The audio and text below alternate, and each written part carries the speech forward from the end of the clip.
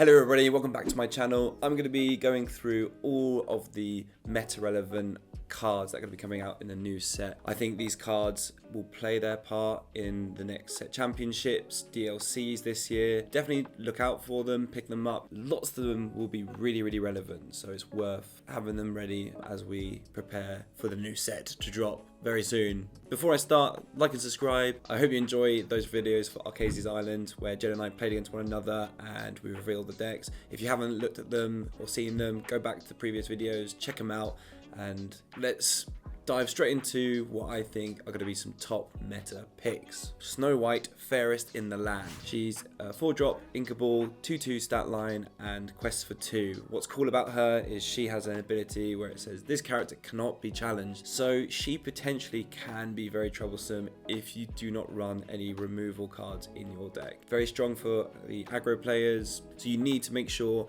if you're playing against this kind of card, you need to have removal cards like Brawl, Let the Storm Rage On, and stuff like that. Lady, my first dual color we're looking at. She's a 5-drop, shift 3, 4/4 stat line, quest for 2, and what's unique about her is when you play this character, you may return up to 2 characters with a cost 2 or less each from your discard to your hand. So she can recycle cards that are early game. She's probably going to be put in an aggro aggressive list. So what I mean by aggro is they quest for loads and they're 1, 2, 3 drops, so they're not using many ink resources, and I think Lady could be fitting into that deck. She can also be played in a discard Amber Emerald, but we don't want people playing those decks. We're going to move over to some Amethyst cards, and I like the look of Honey Marin. She says when you play this character, if an opponent has an Exerter character in play, gain 1 lore, a 2-drop that does that. We've had in previous sets the White Rose, which was a 3-drop, and our Merlin Goat, which is a 4-drop. So early little lore gainer, and you know, if she sticks to the board, she could put in a good shift. And then we have a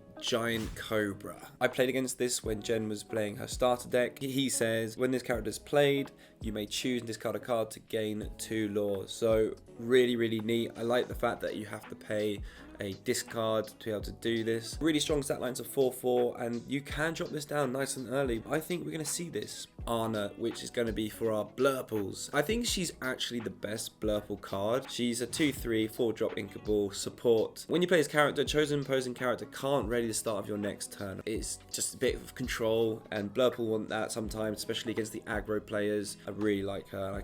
I'm going to start playing her in my Blurple lists. Donald Duck, Flustered Sorcerer. Don't have to talk too much about this one. Its ability means that your opponent needs 25 lore to win. The stat lines are really strong, and if you're going to be playing him in your Blurple list and you're able to ramp your ink, 7 is not going to be a problem to pay. Gotta watch out for him. And this is the Queen. I really rate her. Choose 3 cards in your opponent's discard and put them into the bottom of their deck to gain 3 lore. If any of them are princesses, gain 4 lore instead.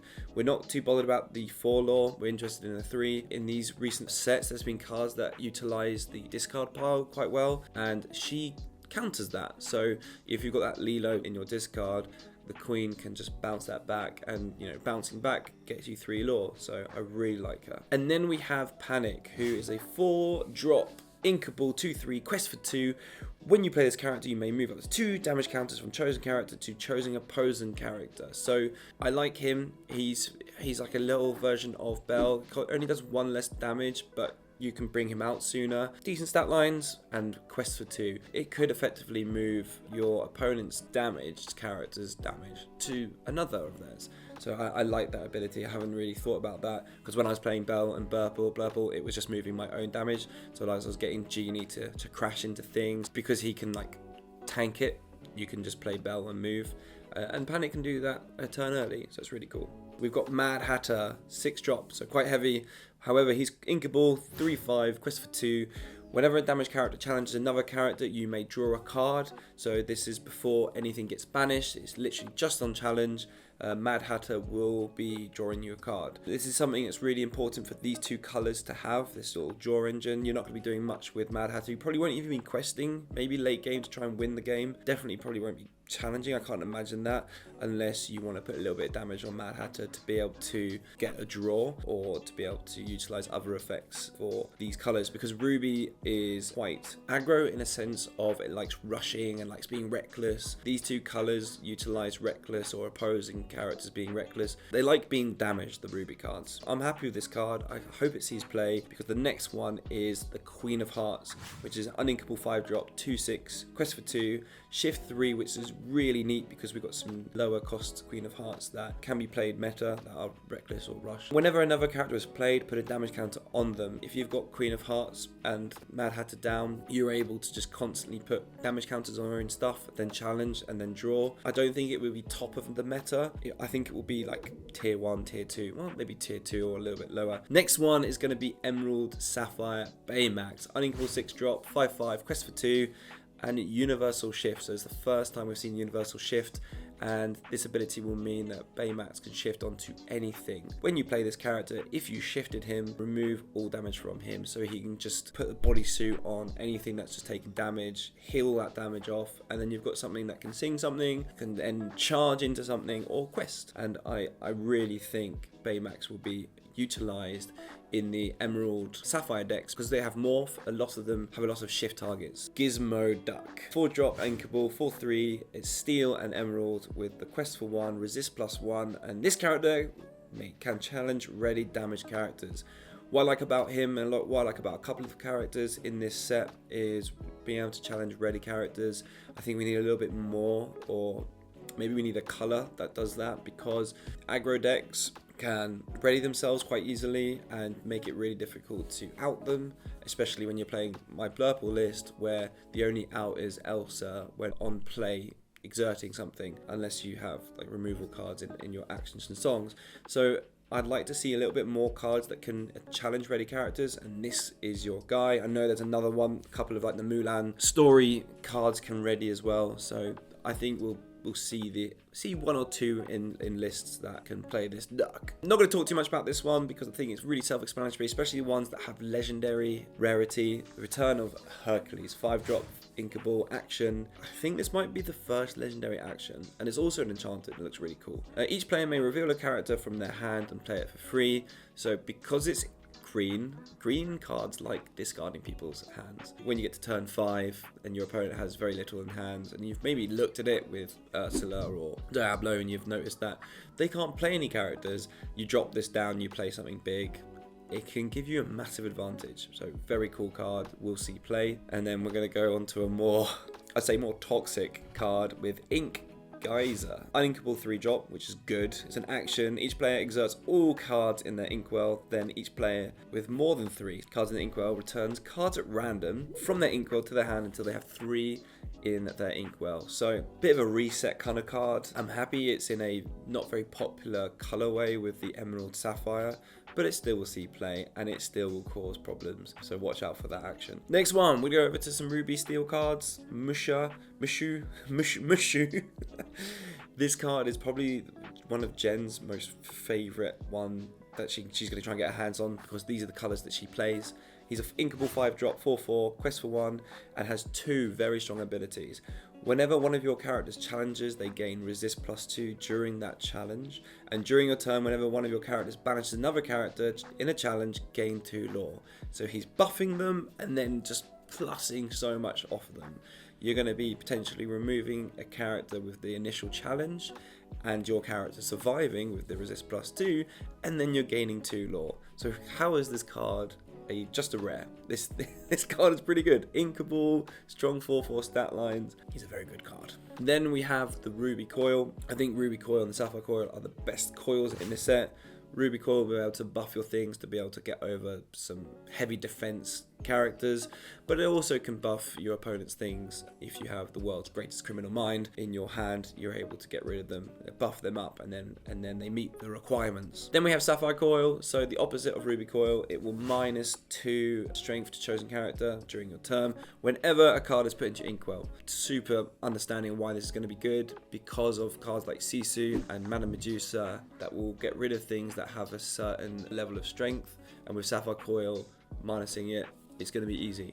And it says whenever a card is put into your inkwell, so this could trigger multiple times. If you had multiple cards that would be able to, like 2 or 3 brawls in hand, and you had enough ink to start removing things, Sapphire Coil can stack, and I think it's going to be really good. Devil's Eye Diamond, 2-drop inkable. I like it when items are inkable. When you tap it, if one of your characters was Janice's turn, gain 1 lore. So it goes back to the Queen of Hearts and Mad Hatter. You're damaging your own things is really, really important. Just the 1 lore, really pretty enchanted card. Probably something that I'm going to try and go for, even if I don't play it, it'll go in the binder. But I can imagine 1 or 2 copies being dropped into some meta decks for Ruby Emerald. Bell, everyone's been talking about Bell on social media. 3-drop inkable, 3/3, 1-drop. During your turn, you may banish chosen item of yours to play this card for free. When I came across this card in the starter deck, I was just like, what? This is the first time I've read a card that plays from the hand for free. So you can play at turn 1, you just Popsicle, draw a card, banish Popsicle, play Bell, and then you have turn 2, you can sing. But most people are thinking about putting this in the steel deck with the Sapphire, because turn 2 singing Let the Storm Rage On is pretty good, because it draws and potentially does enough damage to get rid of something. I have Tamatoa, legendary, self-explanatory, really, really strong, 6-drop, inkable, 4/5, quest for 2. When you play this character, return 2 item cards from your discard to your hand. So, you know, items are a problem for a lot of people, so they run item removal. When you play Tamatoa, you can bring them back to hand. Whenever he quests, you may play an item for free. And what's really crazy about that is Lucky Dime. Drop onto the field for free, and you know, if you're able to ramp up quite a decent amount of ink, Lucky Dime can start right there by gaining new lore. Tamatoa is going to be seen in play. We've got Hey Hey, 5-drop inkable, 1/5, shift 3, resist +1. When you play this character, put all cards from your hand into your inkwell face down and exerted. Neat card. What kind of cards could you have on the field that would get you drawing cards? I'm glad it's Steel and Sapphire and not just Sapphire, because I could just put it in my Blurple list, draw into Madam Mims to be able to bounce a rabbit to then draw, and then you're able to get your hand going again after just dropping a ton of ink. So he's really cool. I really like him. I hope he sees competitive play, but he might just be on the cusp of being in the best decks. Kida, 4-drop inkable, 3/3, ward, quests for 1. However, you're probably not going to be doing that, because you can tap her to look at the top 2 cards of your deck, put 1 into the inkwell face down, exerted, and the other 1 on top of your deck. She's pretty good. When I was playing against Jen, she was helping me ramp really well with the ink. She's got ward, so you can't really choose her for anything. You can't get rid of her unless you challenge her. 3/3 stat line's pretty beefy. We have Fa Zhao. I think that's his name. The reason why I'm putting him in here is when I played Jen in her starter deck, this guy was there causing so much trouble. So he's a 3-drop inkable, 2/3. Whenever one of your characters challenges another character, if it's the second challenge this turn, gain 3 lore. 3 is chunky, 3 is good. If you're removing things with your characters, let's say you just drop a Tinkerbell, you shift Tinkerbell, does some damage, and then you start challenging things, you're removing the board and you're gaining lore. So it's encouraging the game to be a little bit quicker. I want to see him in meta decks. Then we have Bagheera. Probably butchering his name. He's a bodyguard, he's a 5-drop inkable, 4/3, quest for 2. During your opponent's turn, when this character is banished, deal 2 damage to each opposing character. So good, really, really good. Opponent's going to have to remove this card, because you won't be able to get to anything else unless you have removal in the forms of like songs and actions. The fact that he can just do a widespread 2 damage to everything, he's going to be a bit of a problem. And of course, these powerful cards are legendary, and I can see a few copies being put in some steel decks.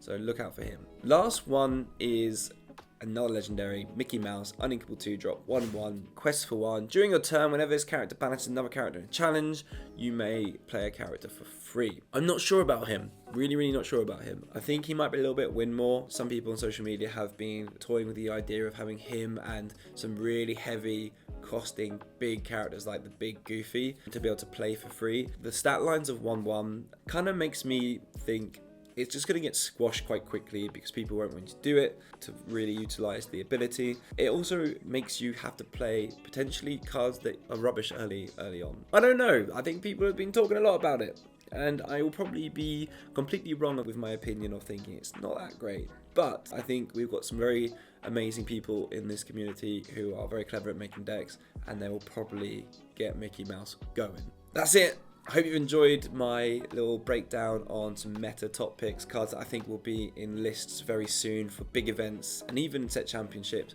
So I hope you've enjoyed it, and if you've got any tips that I've missed out, please go in the comments and let me know. That's it, so see you later.